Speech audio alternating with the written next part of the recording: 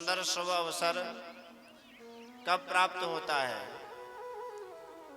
एक जन्म का नहीं, करोड़ों जन्म के जब हमारे जीवन के पुण्य उदय होते हैं। क्योंकि 84 लाख योनियों के बाद एक मनुष्य जीवन हमें प्राप्त होता है। और मनुष्य जीवन प्राप्त होता है किस लिए? सत्कर्म करने के लिए। सत्कर्म करने के लिए जीवन प्राप्त होता है। और सत्कर्म आज जो हम सब लोगों को सुलभता से प्राप्त हो गया, तो ये हमारा एक जन्म का नहीं, करोड़ों जन्म का पुण्यों का उदय हुआ है। जब गोविंद ने कृपा कर ही दी हमारे ऊपर कि ये भागीरथी गंगा आप लोगों के सामने प्रकट हुई है। दो गंगा होती हैं, एक भागीरथी और एक भागवती। तो भागवती गंगा जब आपके सामने आ गई है, भागीरथी तो नहीं आ सकती, क्योंकि भागीरथी गंगा प्राप्त करने के लिए आपको इलाहाबाद जाना पड़ेगा, जहाँ त्रिवेणी संगम विराजमान है। जहाँ पर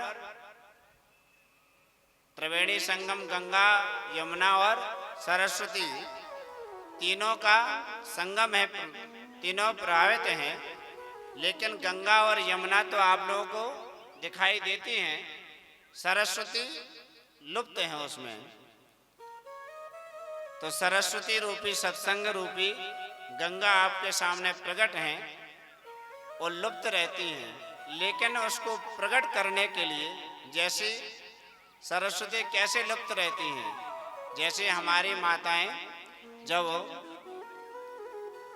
बाल गूंथती हैं और चोटी बनाती हैं तो 3 भाग करते हैं। 3 भाग करते हैं कि नहीं? लेकिन दिखाई 2 ही देते हैं, तीसरा दिखाई नहीं देता है। तो सरस्वती के रूप में लुप्त रहता है। इसी प्रकार सरस्वती ज्ञान रूपी गंगा प्रकट हुई है। तो प्रकट हुई इस गंगा में आप लोगों को क्या करना है? अवगाहन करना है। ये भागवती गंगा जब प्रकट हुई हैं, तो इसके प्रकट होने से हमारे जीवन में जो अंधकार है, हमारे जीवन में क्या है? काम, क्रोध, मद, लोभ, ईर्ष्या, राग, द्वेष, अविद्या, अभिनिवेश इत्यादि ये सब विकार प्रत्येक जीव के अंदर विद्यमान हैं, है कि नहीं? कोई कहे कि हमारे अंदर नहीं है, तो ऐसा विरल ही होगा इस संसार में।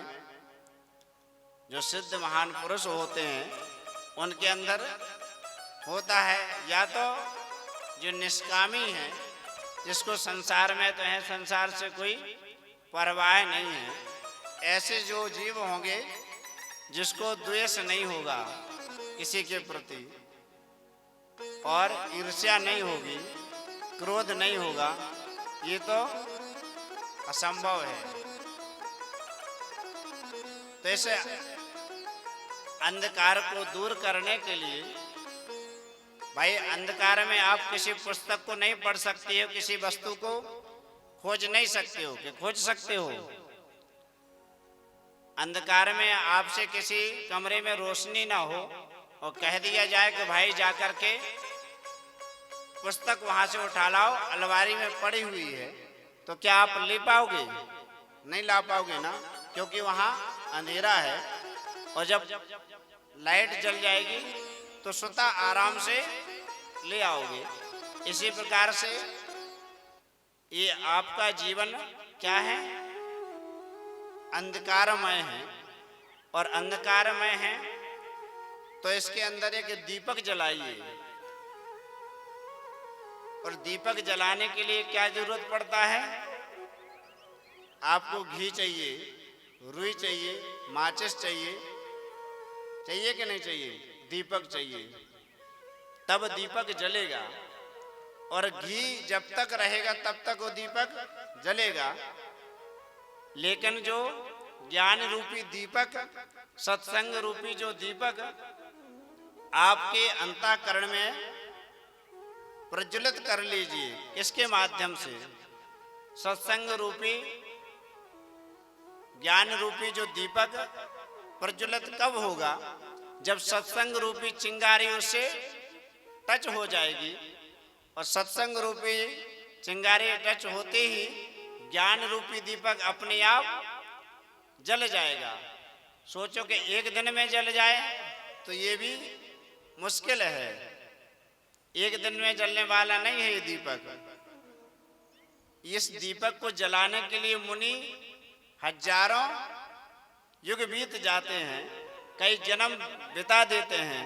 जन्म जन्म मुनि जतन कराही, जन्म जन्म मुनि जतन कराही, अंतराम कहीं आवत नाहि।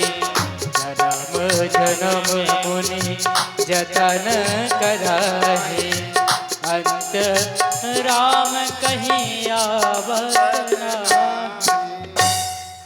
तो हमारे कई जन्म बीत जाएंगे। जिस प्रकार से माचिस को घर्षण करते हैं, तीली को स्पर्श होती हो जल जाती है, इसी प्रकार से सत्संग की चिंगारी हमारे जीवन में पड़ गई और एक तार यदि जुड़ गया, हमारे दिमाग के कई तारे जुड़े हुए हैं, तभी हमारी बुद्धि, विवेक, आंख काम करती हैं। इसी प्रकार से सत्संग रूपी तार ज्ञान रूपी दीपक से टच होते ही और जल जाएगा। और जब ज्ञान रूपी दीपक जल जाएगा एक बार, तो उसको फिर कोई बुझाने वाला नहीं है, फिर कोई बुझा नहीं सकता है। सांसारिक दीपक जलाओगे तो वो बुझ जाएगा जब तक तेल है, लेकिन ज्ञान रूपी दीपक तो जल गया तो फिर बुझने वाला नहीं है जब तक हमारा ये जीवन है। और जीवन जब ये मनुष्य जीवन है तो ये जीते जी यहाँ से स्वर्ग जा सकते हैं, क्योंकि यत्रैव नरका यत्रैव स्वर्गा, ये दोनों सीढ़ी यहाँ लगी हुई हैं। लगी हैं क्या? नहीं नहीं गुप्ता जी, दोनों सीढ़ी लगी हैं। अब जाना किस पे है ये आपके ऊपर निर्भर करता है। कहाँ जाना है ये आपके ऊपर निर्भर करता है। एक साथ में दोनों तो संभव नहीं है, लेकिन संभव एक ही मार्ग पे हो सकता है कि भाई हमें नरक जाना है या स्वर्ग जाना है। तो स्वर्ग जाने के लिए क्या रास्ता है? सत्कर्म और सत्संग रूपी जो गंगा, संतों का संग ही स्वर्ग का खुला हुआ द्वार है। और संसार की आसक्ति, संसार का बंधन का कारण और संसार को शाश्वत मान लेना, अपना मान लेना और उसमें रम जाना, यही तुम्हारे नरक का खुला हुआ द्वार है। इसलिए संसार क्या है?